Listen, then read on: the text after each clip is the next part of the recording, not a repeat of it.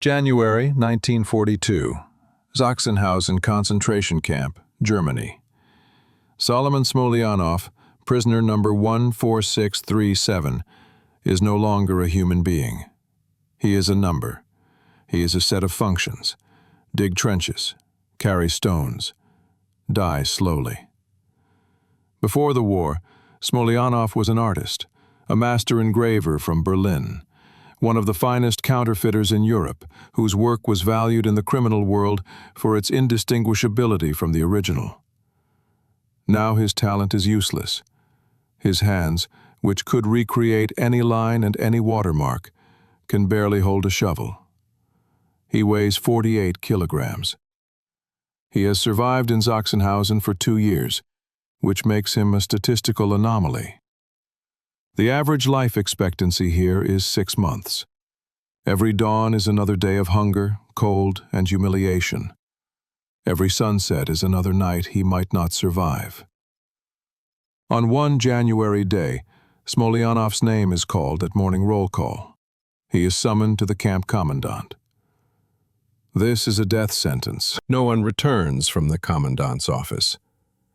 2 SS guards lead him through the camp, past the barracks where prisoners die from typhus, past the parade ground where public executions occur every day. Smolyanov feels no fear. He feels only cold and indifference. Death is not a tragedy. Death is deliverance. He enters the commandant's office. Behind the desk sits not the commandant. Behind the desk sits an SS officer in a perfectly pressed uniform, untouched by the filth of the camp. This is Major Bernhard Kruger, 40 years old, head of the technical department of the Reich Main Security Office. He has the face of an aristocrat, manicured hands and a polite smile. He does not shout. He gestures to a chair. "Please sit down, Herr Smolyanov." Smolyanov sits. Kruger continues, his voice calm and businesslike. "I have studied your file. Solomon Smolyanov, artist, engraver, counterfeiter. Convicted in 1936 for document forgery. You are the best in your field, or at least you were." Kruger pauses, letting the words hang in the air. Germany is waging total war. War requires not only soldiers and tanks, war requires economics. We are going to destroy the British economy. We will flood the world with counterfeit British pounds sterling. We will collapse their currency. We will deprive them of the ability to purchase weapons. And for this, I need your talent. Kruger looks directly into Smolyanov's eyes. I am offering you a job. You will lead a group of Europe's finest specialists. Engravers, printers, chemists. You will create perfect copies of British pounds, indistinguishable from the original. In exchange, you receive life, a separate barracks, normal food, soup with meat, bread, cigarettes, heating in winter, no physical labor. You will live in paradise in the middle of hell.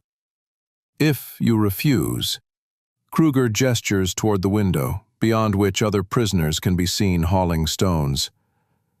You return there. How long you last? That will be up to you. Smolyanov is silent. His brain, dulled by hunger, attempts to process the information. The dilemma is crystal clear. To agree means to help the Nazis, to help the regime that destroyed his family, his life, his people, to help destroy Britain, the only country still fighting Hitler. To agree means to become a traitor to everything he once believed in. To refuse means to die. Not a heroic death, not in battle. To die from hunger, cold, or a guard's bullet within a few weeks. His death will change nothing. His refusal will stop nothing. They will find another to take his place. What matters more, principles or life? Morality or survival? Smolyanov looks at his hands, thin, covered in sores, but still capable of creation. He remembers the feel of the burin in his fingers. He remembers the smell of printing ink. He remembers that he was once not a number, but an artist. "I accept," he says. His voice is quiet, hoarse, barely audible. Kruger smiles. The smile does not reach his eyes. "I knew you were a reasonable man. Work begins tomorrow. Welcome to Operation Bernhard." Smolyanov understands that he has just made a deal with the devil. He has sold his soul for a bowl of soup and a warm bunk. He has survived, but at what cost? He does not yet know that the hell from which he has just emerged was merely a preface to a new, far more sophisticated circle of hell. A hell where he will have to choose between his life and his conscience every single day. February 1942.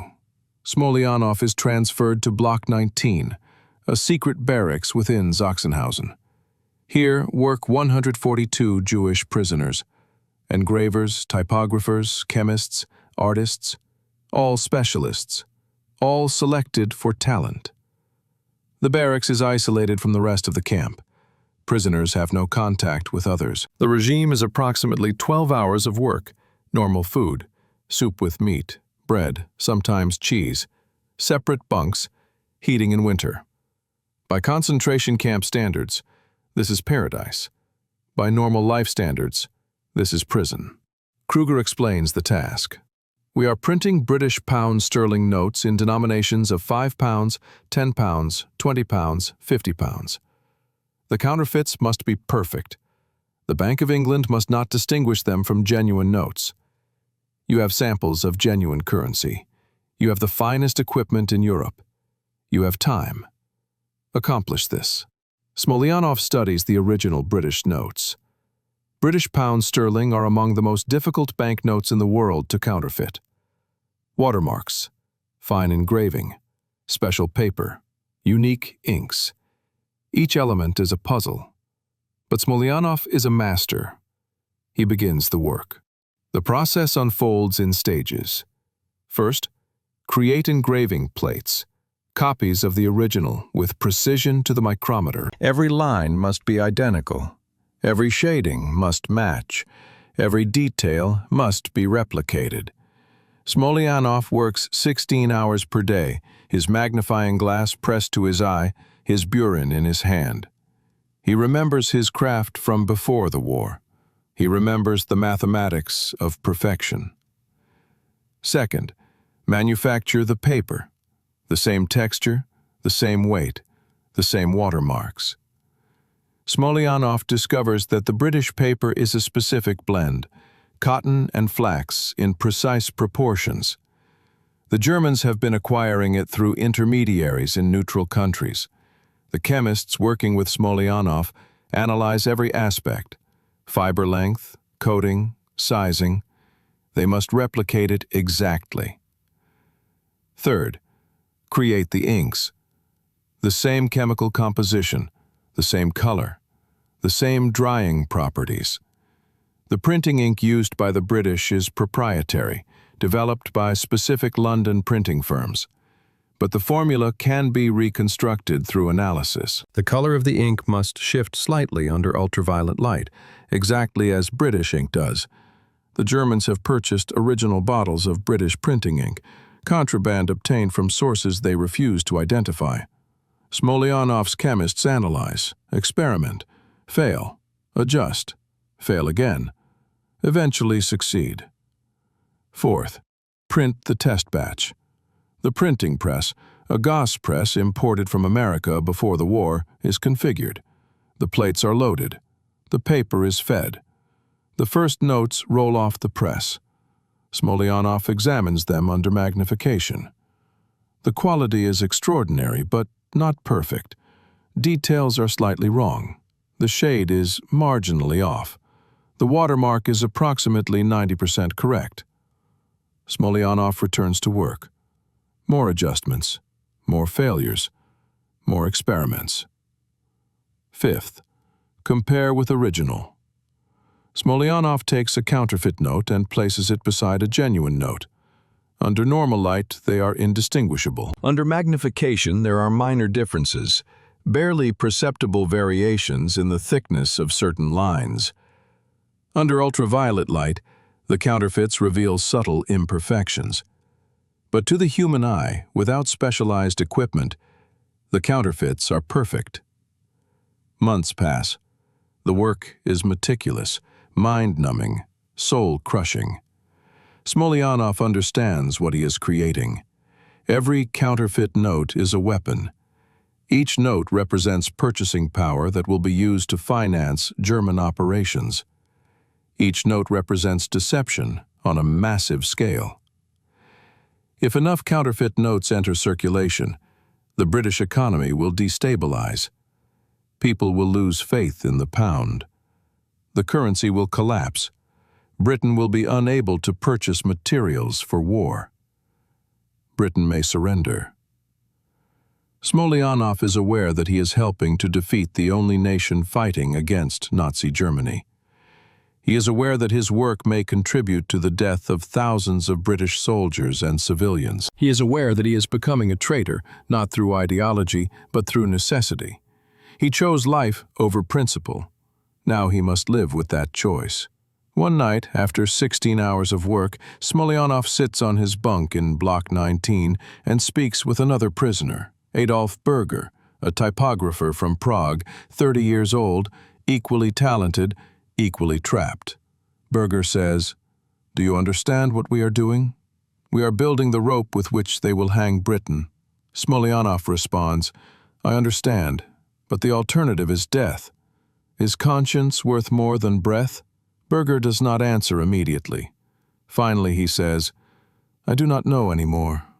I tell myself that if I do poor work, the notes will be rejected and my labor will be wasted. But I also tell myself that if I do poor work, they will execute me. So I do excellent work, and I hate myself for it."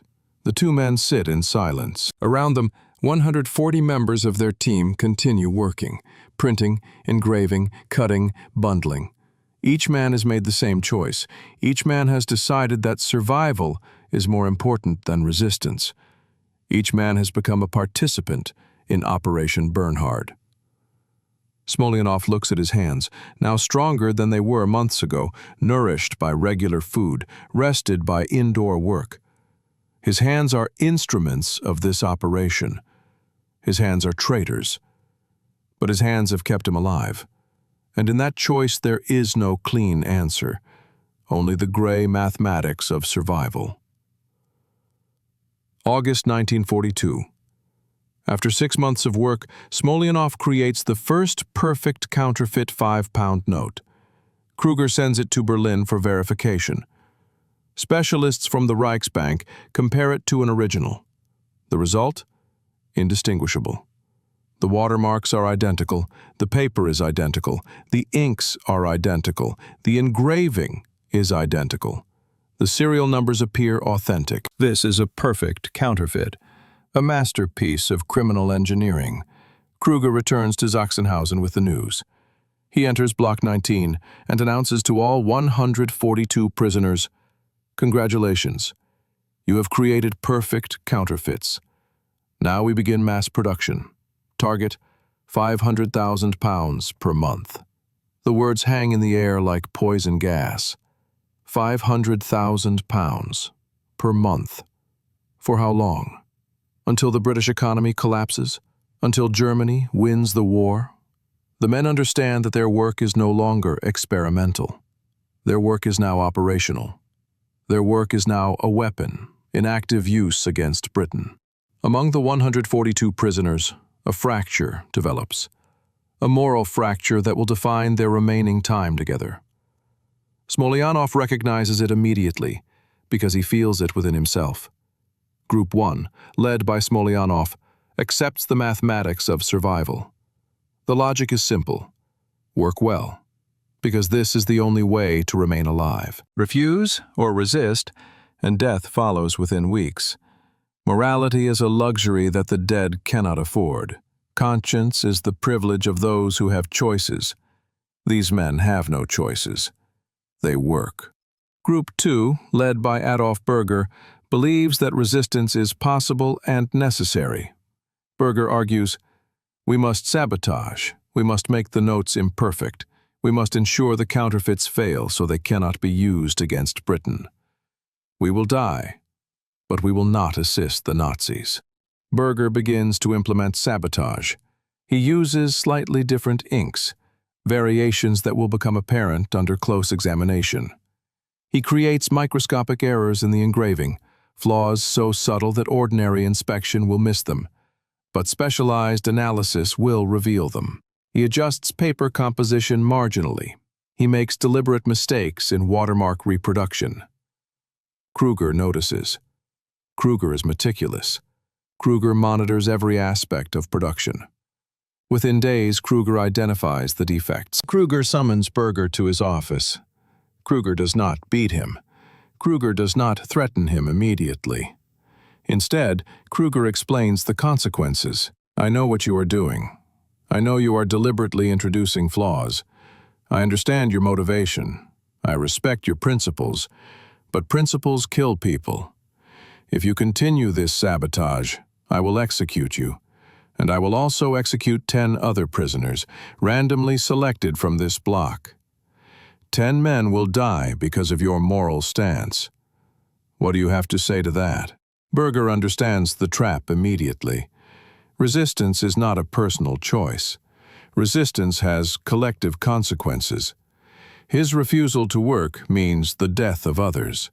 His conscience, if he acts on it, becomes the instrument of collective punishment. Berger ceases the sabotage. Berger returns to making perfect counterfeits. That night, Smolyanov meets with Berger. Smolyanov says, "You cannot be a hero at the expense of others' lives. We all want the Nazis to lose. We all want the war to end. We want it desperately. But we want even more to survive. Survival is not betrayal. Survival is the only victory available to us." Berger responds, "Survival at what cost? I can buy my life with the deaths of British soldiers. Is that a fair trade?" Smolyanov answers, "I do not know. I only know that if you refuse to work, British soldiers may die anyway. The war will continue. But 10 of our companions will certainly die here, in this block, murdered by the Nazis for your resistance. You cannot save Britain by being executed. You cannot prevent war by refusing to print banknotes. You can only ensure that our block becomes a burial ground. Is that what you want?" Berger has no answer. Berger has been trapped by the logic of concentration camp mathematics. In this world of absolute power and absolute powerlessness, morality becomes weaponized. Resistance becomes an instrument of collective punishment. Conscience becomes a tool that kills the innocent. Berger returns to work. He creates perfect counterfeits. He hates himself for it. But he lives, and all 139 others in Block 19 continue to live. Smolyanov understands the tragedy of this moment. The Nazis have created a system in which resistance is suicidal and compliance is damnable. There is no position that is not morally compromised. The prisoners are forced to choose between complicity and collective suicide. In this calculus, complicity appears rational. In this calculus, working perfectly on counterfeits becomes the most ethical choice available. This is the genius of the Nazi system. It does not require prisoners to believe in Nazi ideology. It does not require them to support the war effort ideologically. It requires only that they choose life. And by choosing life, they become participants in their own oppression and the oppression of others. The system is perfect. Resistance is impossible because resistance kills the innocent. Compliance is inevitable because compliance preserves life. Smolyanov and Berger never discuss this moment again. They continue working together for 2 more years. They create millions of counterfeit banknotes. They see their creations bundled and shipped to Berlin. They understand that their work is being used, but they no longer have conversations about morality. Morality has become too dangerous to discuss. 1943 through 1944. The production machine operates at full capacity. 142 prisoners work like a factory. Shift work. Rest periods measured in hours. The printing presses run continuously. The engraving stations produce plates in batches. The chemical laboratories synthesize inks in vats. The bundling teams package finished notes into stacks of 10,000. Over 2 years, they produce 8.9 million pounds sterling. This is the largest counterfeiting operation in the history of currency crime. The quality is so extraordinary that the Bank of England cannot distinguish the counterfeits from genuine notes. The Bank of England eventually alters the design of the pound note in 1943 in an attempt to create security features that cannot be forged. But the counterfeiting team adapts. They copy the new design. They reproduce the updated watermarks. They replicate the modified printing patterns. Within months, even the new design is being counterfeited perfectly. The SS begins distributing the counterfeit currency. The objective is systematic economic sabotage. The counterfeits are used for purchasing strategic materials through neutral countries, funding German intelligence operations in Switzerland, Sweden, and other neutral nations, financing pro-German groups within Britain and the British colonies, destabilizing the currency exchange markets. The plan is elegant in its destructiveness. If sufficient counterfeit pounds enter circulation, the pound will lose value.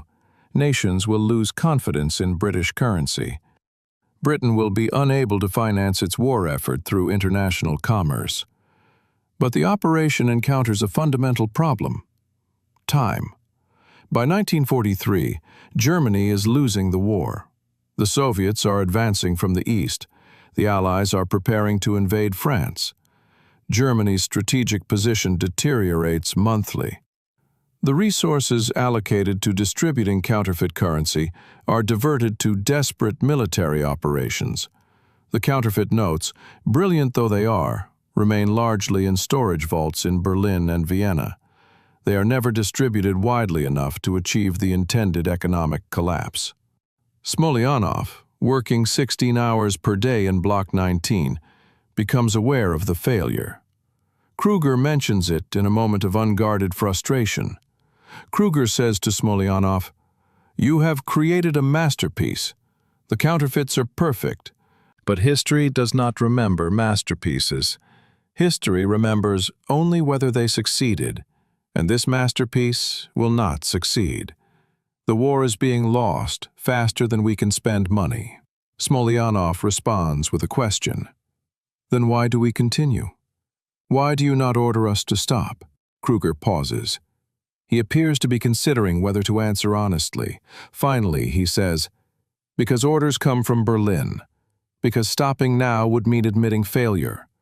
Because the bureaucracy of the Third Reich does not admit mistakes. And because..." Kruger pauses again. "Because I believe that even masterpieces that fail are worth creating. That effort and excellence matter, even when they do not change outcomes." Smolyanov understands this moment for what it is: a rare glimpse of humanity in a system designed to eliminate it. Kruger is a Nazi, yes. Kruger participated in the creation of Operation Bernhard, yes.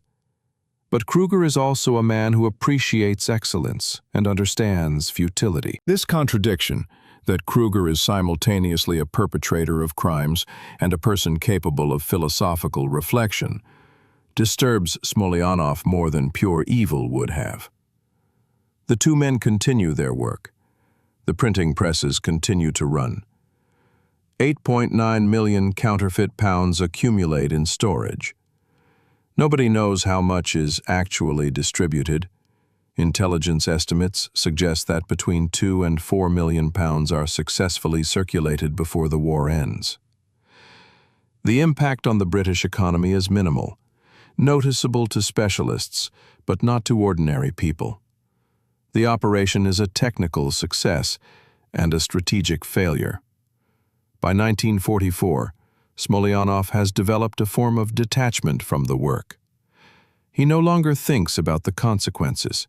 He no longer reflects on British soldiers who might die because of currency instability.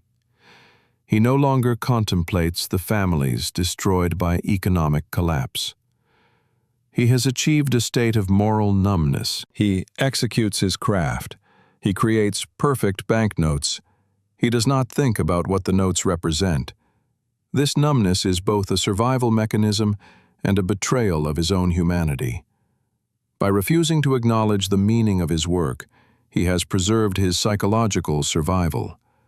But he has also sacrificed something essential: the capacity to maintain his own moral identity. He is still Solomon Smolyanov, but he is no longer the Solomon Smolyanov who believed in anything beyond immediate survival. One night, Berger observes this change. Berger says, "You no longer seem to feel anything about what we do." Smolyanov responds, "Feeling is a luxury. Feelings get people killed. If I feel horror about our work, I cannot continue. If I cannot continue, they execute me and 10 others. Therefore, I do not feel horror. I do not feel anything. I work. I live. That is all." Berger nods. Berger has reached the same conclusion through a different path. Berger's rebellion has transformed into compliance. Berger's principles have been eroded by the weight of collective survival.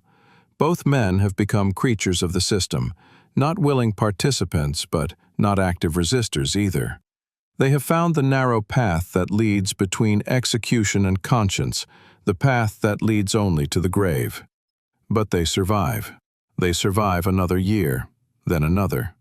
8.9 million counterfeits, 142 prisoners, 42 months of production. This is Operation Bernhard, the largest act of economic warfare against Britain in the Second World War, orchestrated by Jews imprisoned in a concentration camp, designed by Nazis who understood that in modern warfare, currency is as important as armies. This is the invisible war. The war fought not with tanks and aircraft, but with printing presses and chemistry. This is the war that almost nobody knows about. This is the war that produced a masterpiece that failed. April 1945. The Soviet army approaches Berlin from the east. Germany collapses. The Thousand-Year Reich dies not with glory, but with the sound of advancing artillery. Sachsenhausen is evacuated. The prisoners of Block 19 are force-marched south toward Austria. Smolyanov, now weighing 51 kilograms, moves like a ghost.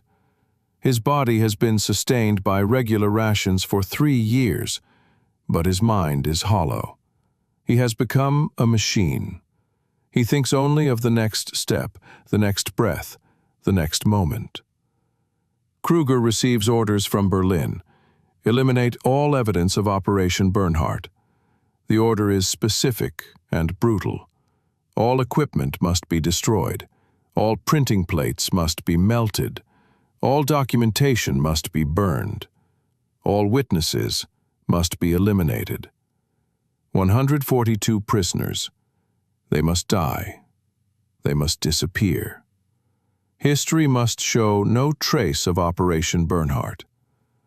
Kruger faces a choice that will define his entire legacy.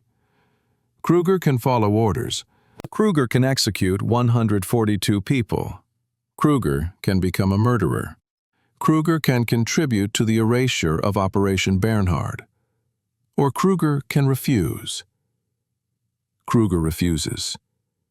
This single act of refusal, this moment of choosing humanity over obedience, will be the only thing that saves the lives of 136 prisoners. It is a profound irony that the man most responsible for Operation Bernhard, the man who designed the system that forced these prisoners into complicity, is also the man who will refuse to execute them. Kruger orders the destruction of all equipment and documentation. The printing presses are dismantled. The engraving plates are melted into ingots. The photographs and blueprints are burned. All traces of the technical operation are destroyed. But Kruger orders that the prisoners are to be evacuated to Mauthausen concentration camp in Austria, not executed. Kruger tells the SS guards, "No prisoner is to be executed without my direct order." Is that understood? The guards understand. The guards obey. The evacuation is chaos. The war is ending. Germany is collapsing. The Nazis are more concerned with their own survival than with murdering prisoners. May 5, 1945. American forces liberate Mauthausen. They find approximately 136 survivors of Operation Bernhard. 6 have died during the evacuation from disease and starvation. But alive is not dead. 136 out of 142. A 95% survival rate. In the context of concentration camps, this is miraculous. In Auschwitz-Birkenau, fewer than 10% of the prisoners survived. Smolyanov is liberated. An American soldier sees him, skeleton-thin, barely conscious, covered in filth, and provides water, food, medical attention. Smolyanov lives. He lives, and he understands that he owes his life to Kruger's decision to refuse an order.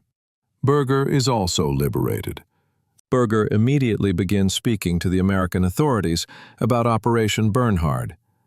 Berger provides detailed testimony about the counterfeiting operation, the conditions in Block 19, the names of German officers, the locations of storage vaults. Berger will later write a memoir titled The Devil's Workshop, published in 1983. Berger's testimony will become the primary historical record of Operation Bernhard. Smolyanov and Berger meet after liberation. They have not spoken in weeks. They look at each other. Two men who have survived the unsurvivable. Berger says, "We are free. We lived." Smolyanov responds, "We lived because we worked. We worked because they forced us. We were forced to choose between our conscience and our breath, and we chose breath. Does that make us criminals?" Berger does not answer immediately. Berger understands that the moral question is unanswerable. They were perpetrators and victims simultaneously. They helped the Nazis and they were victims of the Nazis. They created counterfeits and they were counterfeited. Their humanity was counterfeited by the system that forced them to comply. Finally, Berger says, "We were caught in a system that allowed no moral choice. Every option was damned. To resist meant death for ourselves and others. To comply meant becoming complicit in evil. To survive meant accepting damnation. There is no clean answer. There is only the gray mathematics of concentration camp survival." The counterfeit pounds are stored in locations throughout the German-controlled territories. Some are captured by the Allies, some are discovered decades later. In 1959, Austrian divers recover approximately 4 million pounds from Lake Toplitz, where the Nazis dumped them as they fled the advancing Soviets. These counterfeit notes are so perfect that they circulate in the black market for decades. Some are still in circulation today, lost among genuine notes, impossible to distinguish, a permanent reminder that even the most secure systems can be compromised. Kruger is arrested after the war. He is tried for war crimes. But the testimony of the surviving prisoners, 136 men who owe their lives to his decision to refuse to execute them, saves him. The court determines that while Kruger participated in the organization of Operation Bernhard, he ultimately acted to preserve life when given the opportunity. Kruger is not executed. Kruger is imprisoned for 5 years and released. Kruger dies in 1989 in Germany, a free man, carrying the memory of the system he helped create and the people he chose not to murder. Smolyanov emigrates to Brazil. Smolyanov becomes an artist. Smolyanov never speaks publicly about Operation Bernhard. Before his death in 1976, Smolyanov writes a letter to his daughter. The letter states, "I created counterfeit currency for the Nazis. I did this to survive. I am not proud, but I do not shame myself. Survival is not crime. Survival is the only moral imperative for those who have no choice. Forgive me for my complicity. Forgive me for my compliance. Forgive me for surviving. 80 years have passed since the liberation of Sachsenhausen. The surviving members of Operation Bernhard are dead. Smolyanov died in 1976. Berger died in 2016 at the age of 99. Kruger died in 1989. The world has moved forward. The war has become history. The counterfeits have become curiosities. But the questions remain unanswered and perhaps unanswerable. Did the prisoners of Operation Bernhard commit a crime? Were they perpetrators or victims? Were they heroes or collaborators? The historical record provides no clean answers, only complexity, only gray mathematics, only the impossible calculus of survival under absolute power. The counterfeit pounds have become artifacts of historical significance. The British Museum possesses examples. Museums in Austria and Germany display them. These perfect forgeries are studied as technical achievements. They are examined under magnification. They are analyzed by currency experts.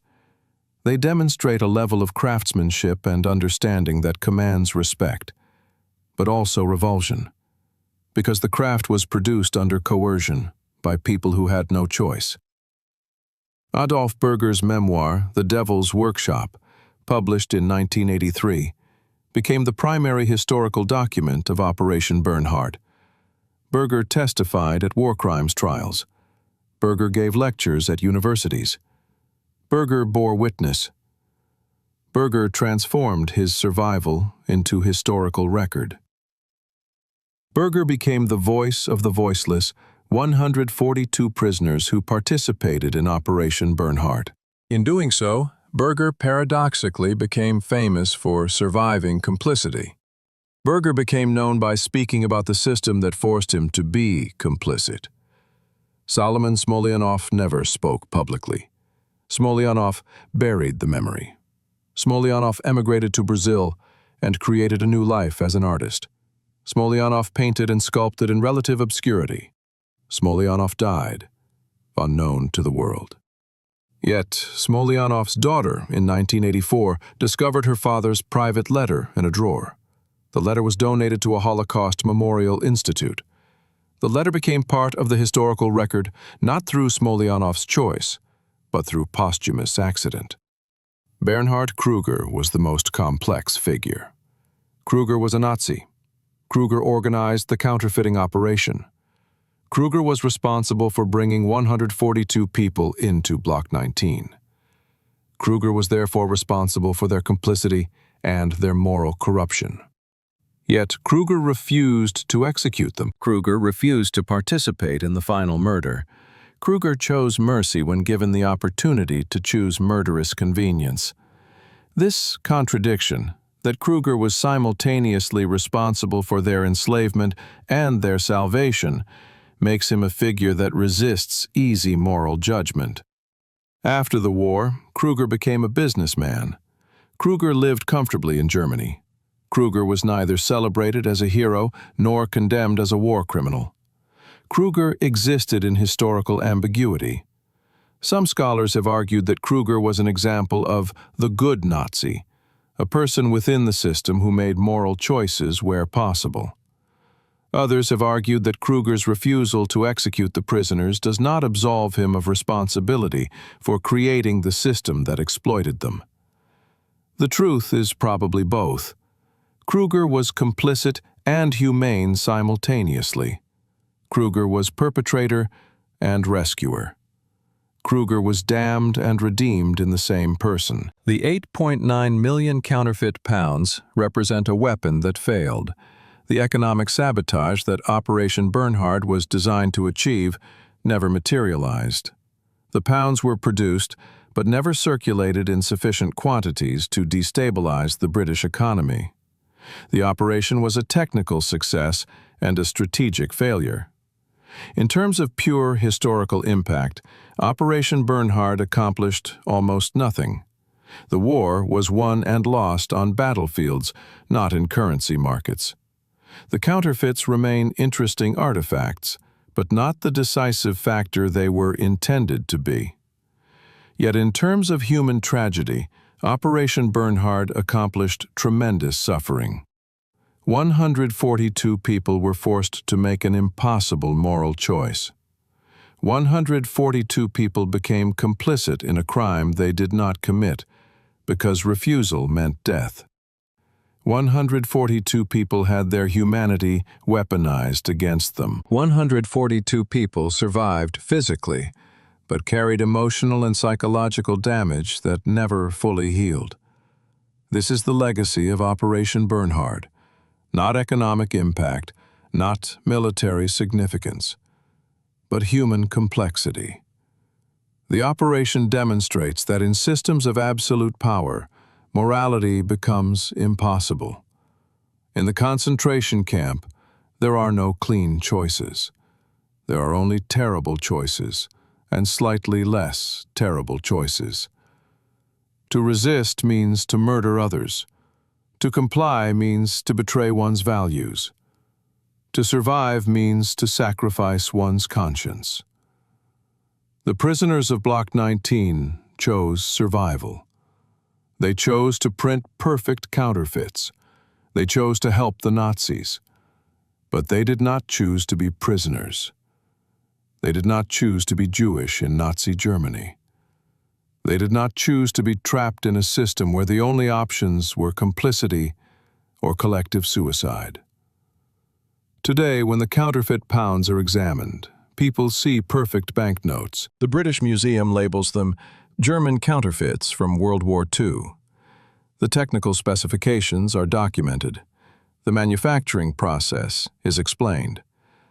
But what is often forgotten is that every counterfeit pound represents a person, a talented craftsman, making an impossible moral choice under the threat of death. When Smolyanov looked at his hands, the hands that had created the counterfeits, he saw the instruments of collaboration and the instruments of survival, both simultaneously, neither purely. His hands had betrayed the Allied cause and preserved his life. His hands had helped the Nazis and kept him from becoming one more corpse in the concentration camp system. This is the paradox that Operation Bernhard represents. The counterfeits are perfect. The operation was a failure. The participants were criminals forced to be criminals. The survivors were both perpetrators and victims. The history is so complex that no simple moral judgment can encompass it. 80 years later, school children study Operation Bernhard as a footnote in World War II history. They learn about the technical aspects. They learn about the strategic failure. They learn about the counterfeit pounds that still circulate occasionally. But what they rarely learn is the human story. The story of 142 people who survived by becoming complicit. The story of a system that forced impossible choices upon the powerless. The story of how survival in a concentration camp required the sacrifice of moral identity.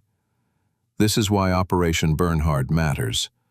Not because it affected the outcome of the war, not because the counterfeits succeeded in their mission, but because it demonstrates the machinery of totalitarianism. It demonstrates how absolute power creates absolute moral corruption. It demonstrates how even talented, educated, morally conscious people can be forced into complicity. It demonstrates that under sufficient pressure, the human conscience can be weaponized against itself. Smolyanov survived. Berger survived. 136 out of 142 prisoners survived. They lived when most prisoners of concentration camps did not. They lived because they worked. They worked because refusing meant death. They chose life. They chose survival. In that choice, there is no honor, but there is humanity. There is the desperate, grasping, survival-driven humanity of people who wanted to live more than they wanted to maintain their moral purity. This is the lesson of Operation Bernhard. Not that collaboration is forgivable, not that survival justifies complicity, but that in systems of absolute power, absolute moral judgment becomes impossible. In the concentration camp, the only clear choice was between complicity and suicide. The prisoners chose complicity and survival. That choice was not noble, but it was human. And perhaps, in a system designed to reduce human beings to numbers and corpses, the choice to survive was itself a form of resistance. This is the story of Operation Bernhard. The story of 8.9 million counterfeit pounds. The story of 142 prisoners. The story of perfect counterfeits that failed. The story of imperfect human beings forced to make perfect crimes. The story of how, in war, even the most skilled craftsmen become prisoners of circumstance. The story of how survival in hell requires selling one's soul. And the story of how, 80 years later, we still do not know whether to condemn them or forgive them.